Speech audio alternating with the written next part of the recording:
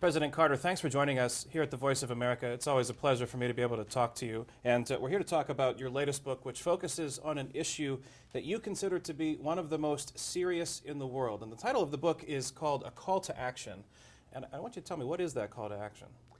Well, I didn't say one of the most serious. It is the most serious human rights violation that's unaddressed in the whole world. And in the book, I not only delineate the many ways that women and girls are abused, but also give a solution, in my opinion, for every one of the abuses.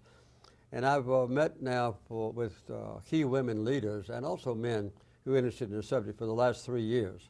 We've concentrated on that at the Carter Center, and for 32 years, we've been dealing with 79 different countries.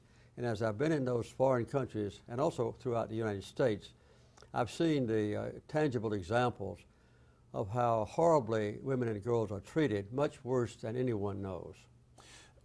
I think it would surprise a lot of people to know that you discovered some of the most serious abuses take place right here in your own country, of which you were once the president. That's true. Well, you know, there are two revered institutions in America. One is our higher education system, the universities, and the other one is our military, in which I served for quite a while myself. One of the worst places in America for sexual abuse or rape is on the great university campuses. And it prevails because the leaders of the university, no matter how enlightened they are, the presidents, the deans, and so forth, they don't want to admit that there is rape going on their campuses. So instead of encouraging the victims of the rape to report them and bring the rapist to justice, they encourage the woman to be quiet. And let's resolve these things, you know, in a quiet way because we don't want you to be embarrassed and so forth. So this encourages strongly inclined rapists to be repetitive abusers of women. They know they can get away with it. As a matter of fact, on university campuses, about 1 out of 4 women are sexually assaulted while she's in college. And only 4%, 1 out of 25, ever reports a rape when it's committed.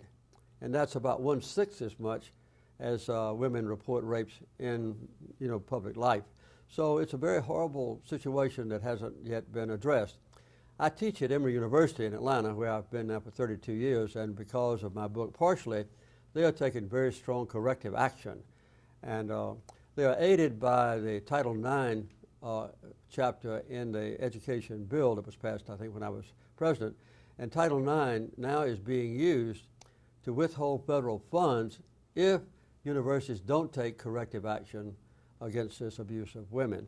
So that's one of the things. The other one is the military. And this is a horrible example. In year 2012, which is the last one we knew, they had 26,000 cases of sexual abuse in the military, and only about 300 were ever brought to justice, which is about 1% of the rapists are punished. Why that disparity? Well, it's because the commanding officers of a military unit, a ship or a company or a battalion, don't want it to be revealed that he or she is a weak leader, and they permit this kind of thing to go on under their command. And also there's a kind of an impunity built in that they don't want to punish a soldier who might have committed these crimes if he's very valuable to the unit. And it also, I'd say, hurts morale in general for these crimes to be revealed. And you've seen 2 famous cases lately. One was a general who's let off almost scot-free. I won't go in, I don't know the details of the case. Another one was a female midshipman at the Naval Academy. She did some improper things. She went to a party off campuses and got drunk. She was raped by 3 football players. And of course, all of them none of them were punished. This is a global issue. I mean, we're talking right now about how it affects us here domestically. And I think that for a lot of us here in the United States, it seems that some of these issues are distant problems, but they affect all of us. Can you tell me about some of the most serious abuses of women in places that we often overlook? The most serious problem is murder of baby girls by their parents, and the abortion of a girl fetus if the parents find out she's going to be female. And there are now about 160 million missing girls in the world. And we know that less than half that many died in all of World War II. And that is how many have died just in this generation. So a whole generation of girls is missing in the world. And it's done because the families are so poor, they feel that they can't afford just a few children. They want boys to take care of them in their old age. And of course, in a country like India, where my mother was in the Peace Corps, or in China, they have a rule: one is best, two is most. So if the parents know that they can only have one child, if a girl is born, they strangle her. And if a boy is born, of course, they cherish the boy. And this is an almost unknown fact that exists. And what this results in is very interesting. In some parts of India, for instance, for every 1,000 boys, there are just 650 girls. So you can imagine what happens when the boys get marriage age, they can't find a bride. And so this contributes to the situation where we have now more slavery in the world than we ever did during the 19th century when black people were brought out of Africa. There are about $32 billion in slave trade now annually. These are statistics from the U.S. State Department, who are required by law to investigate this. And they estimate that 800,000 people are traded across international borders every year, 80% of whom are girls who are enticed away from their families with promises and so forth, and then drugged and raped and sold into sexual slavery. The State Department also reports that last year in the United States, 100,000 girls were sold into slavery in our own country. And Atlanta, unfortunately, that's where the Carter Center is located, is the worst situation in America. More than 200 girls are sold into slavery in Atlanta every month. And it's because we have the largest airport in the world, and because a lot of the passengers that come to Atlanta in the airport are from the southern hemisphere, from South America and from Africa and so forth. And you can buy a girl, a pimp can, or a brothel owner can buy a girl to go into sexual slavery for an average of $1,000. If the girls are bought from, say, Eastern Europe and so forth, they might cost as high as $8,000. So this is something that goes on in every community, in Chicago, where we are now, in Atlanta, in New York, in Washington, where I just came from. And prostitution is really dependent upon the forced introduction of girls into prostitution when they are surprised by it. And there's no whorehouse in America, no brothel or whatever you want to call it, that the officials don't know about. You can't run, a place where prostitutes thrive and give their services every night or every day, unless the policeman on that block knows about it and so forth. But the policeman are either bribed, or they're given sexual favors free, or the mayor and city council says, well, let's don't disturb the situation. So prostitution is rampant in this country. How does a former president do field search in this area? Well, the Carter Center, as I said earlier, has had programs in 79 countries, and we are constantly doing that, including today. We have programs in a lot of countries. Many of them are in Africa, Latin America, and Asia. I just came back recently from Nepal, for instance, and Nepal is the source of much of a slavery, female slavery, going into India. India has a great shortage of women, not only for wives, but also for prostitution. And so I met with, the last time I was there with my wife, we met with about 18 girls who had been rescued from involuntary slavery as prostitutes, and they came back to Nepal, and some very benevolent people were giving them education and so forth. What happens is these shysters, I call them, go into a community it's very poor, rural, and they tell the parents of a girl, why don't you let us take your daughter and we'll teach her how to be a teacher or a beautician or a nurse, and we'll make sure she sends a fourth of her income back to you to support your poor family. And so the parents think they're doing their daughter a favor, and the first night she's there with the handlers now, the slave sellers, they drug the girl, they rape the girl, they debase the girl, and it's very easy to take somebody across the international border between Nepal and India. It's a long border, and it's practically porous. So this is what happens around the world. You point to religion being a cause of some of the abuse towards women, or the male perspective or the male attitudes towards women in many different societies and cultures. Boil it down for me. I mean, exactly how is religion the cause of some of this? Well, I teach the Bible lesson every Sunday in my church, about 35 times a year. And I teach a half a time in the Old Testament and a half a time in the New Testament.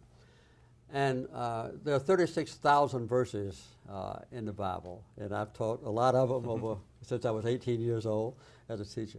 And if you want to be, if you're a male leader in the church and you want to be unchallenged by any female competitors, then you can very carefully select certain verses that may be written in the Old Testament or written by St. Paul or somebody else. It says that women shouldn't be leaders in the church. But I always fall back on the actions and words of Jesus Christ, who was one of the champions of female rights. He exalted women in every possible way. There's not a single word in the Bible that you can find otherwise than what I just said. But St. Paul, who is the main theologian for Christians, he wrote letters to little tiny churches all over Asia Minor and so forth, and some churches were having problems, and he would sometimes say that a woman shouldn't speak out in church, or that a woman should not adorn herself. At the same time, on a more generic basis, St. Paul wrote that there is no difference to the Galatians. There's no difference between a woman and a man, or between a slave and a master, or between a Jew and a Gentile in the eyes of God. He said very specifically, all people are equal in the eyes of God. And he wrote a letter to the Romans, and he delineated about 25 people who were the early leaders of the church, and about half of them are women. And they held all kind of exalted positions in the church. But then, after about the 3rd century, even in the Catholic Church, which I admire, by the way, it was ordained that women couldn't be priests or deacons, as you know. And in the Southern Baptist Convention, where I was a worshiper for the first 70 years of my life, they changed their policy in 2000, the year 2000, in a national convention, and they ruled that women could not anymore be pastors or deacons or chaplains in the army. And they even went to extreme in some of the Southern Baptist Convention seminaries where priests are taught, or pastors are taught to serve in the future, by ruling that a woman who might be hired in that seminary, she could teach a class, but not if it had men in it. So they forbade women even to teach boys in university. So those kind of things caused me and my wife to withdraw from the Southern Baptist Convention, and now we belong to a little tiny church in Plains that's more moderate in our theology or philosophy. We have had women pastor, and my wife is a deacon, and about half the deacons are always women, and we have women chairman of the deacons and that sort of thing. I want to focus on some other programs at the Please. Carter Center. The war against Guinea Worm is nearing its final battle, or we're in the stages of this final battle. How close to the end are we? Can you give me an update? Well, we started out with this horrible disease that no one else wanted to fool with, as a matter of fact. And we found the disease in 20 countries in the world, 3 in Asia and 17 in Africa, and 26,500 villages. We've been in every village that had Guinea worm. And we've taught the people who live there how to address the problem by filtering their water and so forth. I won't go into detail about that. But we had 3.5 million cases of Guinea worm.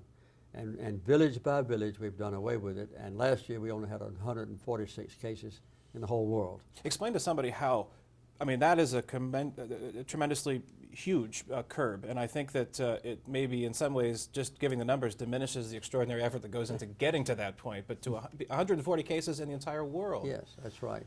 And most of them were in southern Sudan, which has had a long-standing war.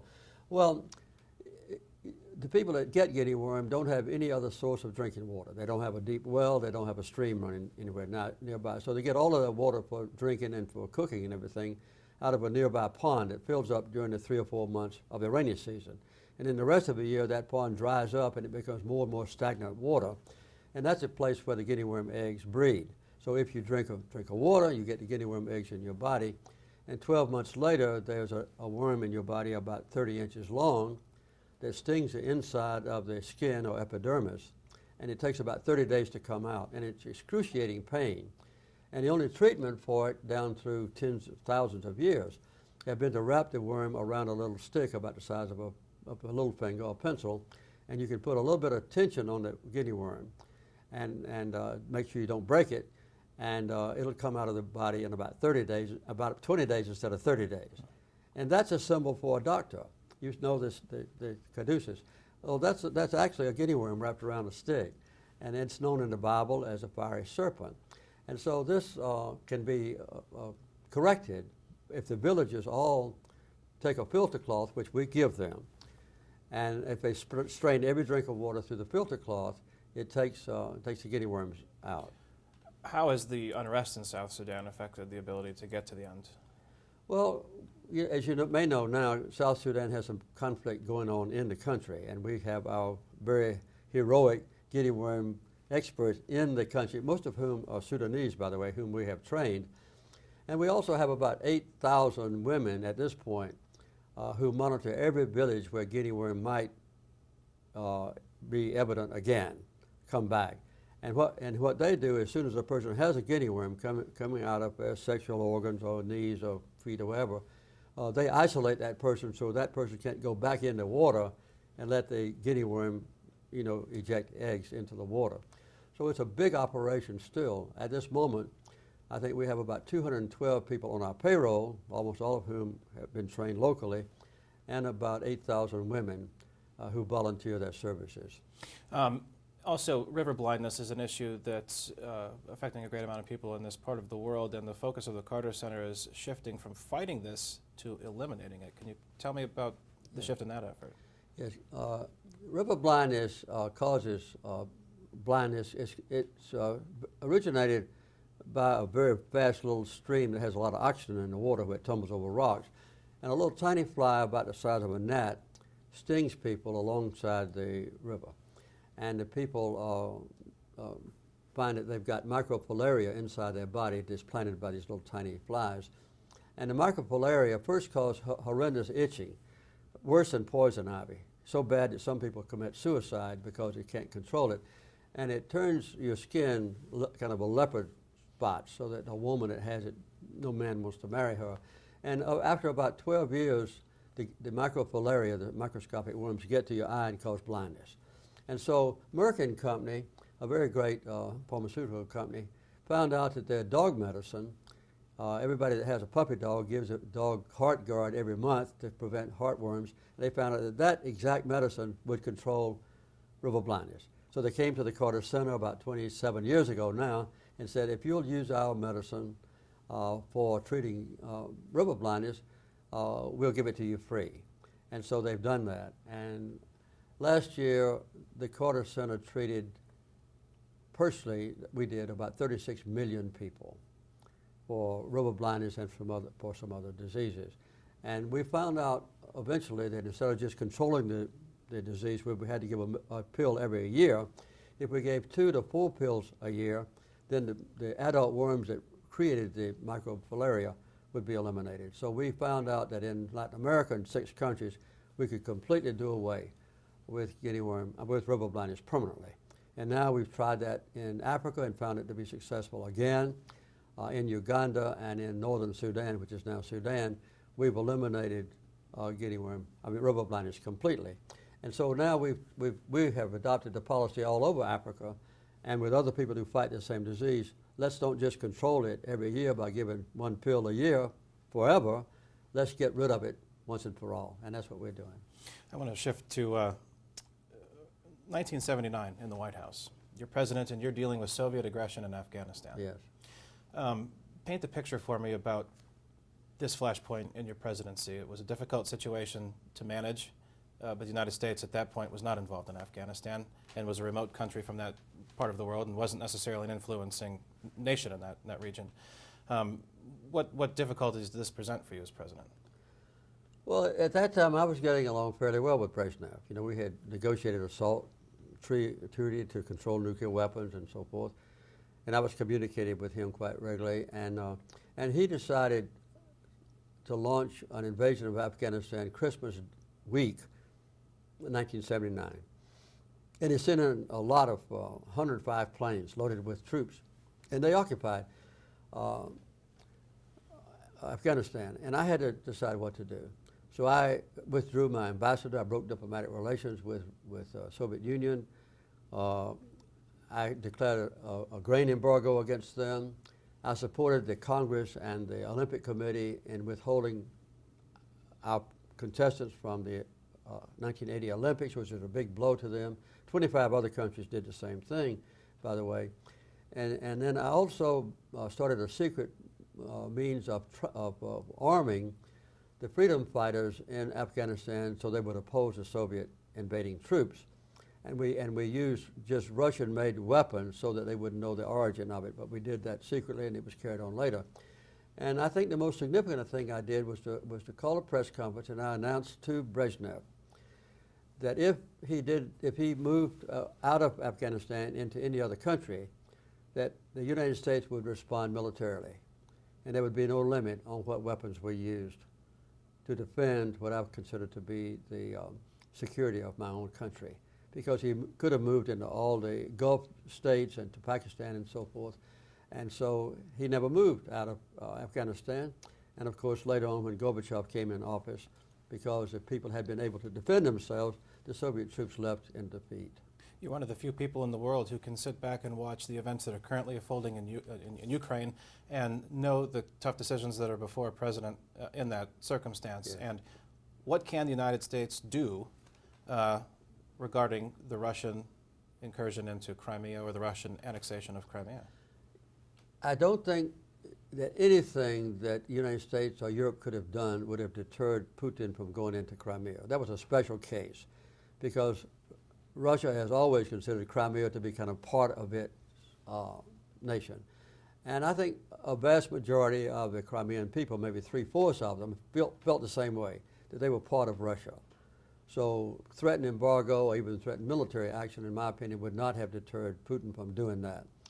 I watched Putin's speech early last week, with great care, and he announced that he would not take military action against eastern Crimea, eastern Ukraine, and I don't think he will. But the United States ought to be very forceful, along with our allies, in telling Putin, if you do that, there will be very serious consequences, much more serious than anything we've done so far. And I don't think Putin will do so. But I do think that Putin will blandish or seduce the people in eastern Ukraine, a lot of whom speak Russian, with trade relationships that are very nice, and with grants and loans and humane programs and easy travel across the border. I think he'll do everything he can to convince those people that they'll be better off with Russia than it will be to cast their lot with Eastern Europe, with Europe. Field Marshal El-Sisi in Egypt has announced his candidacy for president. Yeah. And are you concerned about the future of Egypt and the Camp David peace accords? That's two questions. I'm not concerned about the Camp David peace accords. I have been to Egypt. I've met with the military leaders. I've met with former President Morsi. And there's no doubt that the overwhelming, almost unanimous belief among Egyptian people, including the military and the leaders, is that the peace treaty that I negotiated back in 1979 is good for their country. They will not violate that treaty. But I am deeply concerned about what's happening in Egypt, because now you have a military regime that's much more punitive and much more restrictive than anything I've known in my lifetime in Egypt. Much worse than Mubarak was when he was in office. I'm very much concerned about that. And not only do the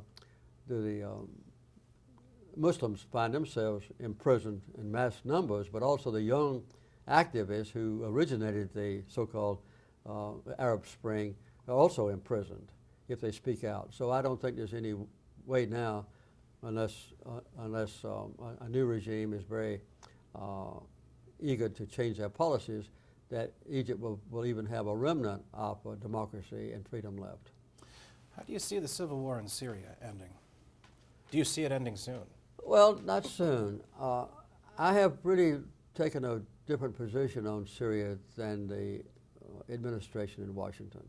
I spent a lot of time in Syria in the years before the war broke out, and also in the surrounding countries.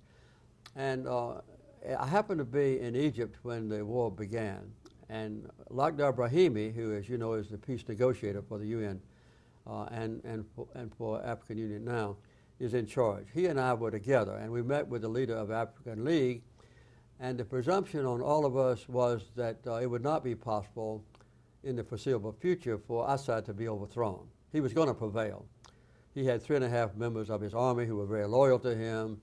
He had the Alawites, he had the Christians, he had a lot of people that didn't want to see a Sunni Arab takeover, and I didn't see how anybody could overthrow him. So I have been more amenable to some kind of an election being held under United Nations auspices, with maybe 10,000 United Nations peacekeeping troops going in with the permission of both sides, and then to have a limit on how Assad could stay in office. But I never have thought that the opposition could overthrow him and remove him from office. And I might say that Kofi Annan and the Russians and the Chinese and most people in that region agree with what I have just said. But the United States took the position quite early, I think maybe too early, that the first step had to be for Assad to resign, which he was not about to do. I happen to have known Bashar al-Assad since he was a college student. And I have gotten along quite well with him in earlier days, but I deplore and condemn some of the actions he's taken to defend his regime. Are you concerned about U.S. domestic surveillance? And I think you've been critical in the last couple of years, but something that came up earlier this week in some interviews that you've done is that you are concerned about your own emails and communication being monitored. I don't worry about it, but you know, when I was in office, here again, we had the same problem. And I was responsible for the passage of the so-called FISA Act, with which I'm sure you're familiar. And we ordained, because there had been intrusion by the FBI in Martin Luther King Jr. and that sort of thing. I was very concerned about the intrusion of American intelligence agencies into the private affairs of our citizens. I thought that was one of our basic human rights, was not to be afraid of that. So we passed a law that required that before the intelligence agencies could intercept or spy on one telephone call of one person, they had to get an objective jury to rule, of judges, that it was a threat to security. It was a very tight restraint to prevent intrusion into private affairs. After 9/11, that was all changed, as you know, step by step. And the intelligence committees in the House and Senate approved very liberal policies for NSA to spy on people. And I don't think that a majority of the members of the House and Senate even knew what was going on. They approved it because the Intelligence Committee leader said it's okay. And I believe that in addition to that, the intelligence agencies have moved far beyond what even the Congress passed in their legislation, and now they're being caught, and what they're doing is revealed. But I don't think the Congress members knew that every single telephone call, every single email message in America was being recorded. And with a very liberal FISA court now, who's just a rubber stamp, they have been able to go back and get even my messages or your messages if they want to, and they can read what was actually in the message, which they don't do to start with. So I think it's good for President Obama to move in accordance with the recommendations that his 40-member Blue Ribbon Commission has recommended. One is to stop the NSA, and he could do it with a stroke of the pen. I mean, he has the authority as president, which I know very well. He could do away with it tomorrow if he ordered it to be done. And I was a little disappointed when he said, I'm going to turn it over to the Congress to do it, because who knows what the U.S. Congress will do in that case. Last question, we're going to wrap it up here. Your next book? Next project? Well, I'm always writing. I like to write, and I enjoy getting out like this on some issues that are important to me. I don't know. I've got a book about half done, and I'm not sure that I'm going to publish it. It's called Looking Back at 90. I'll be 90 years old soon, and what I've got written so far is what lessons I've learned during my career as a farmer, as a college professor, as a senator and governor and president and so forth. What I've learned as I've gone through life that might be applicable or helpful to my grandchildren. So it'll be a series of kind of interesting events in my life that I never have written about before, and the lessons I've learned. That's what I'm thinking about. Thanks very much for your time and talking to us here at the Voice of America. It's an honor for me to be able to talk to you, and it's wonderful to get your opinions and share your thoughts and your views, and we always welcome the chance to talk to you, President Carter. I always like to be with you. You have some very good questions, and I enjoy being with you. Thank you very much. Thank you.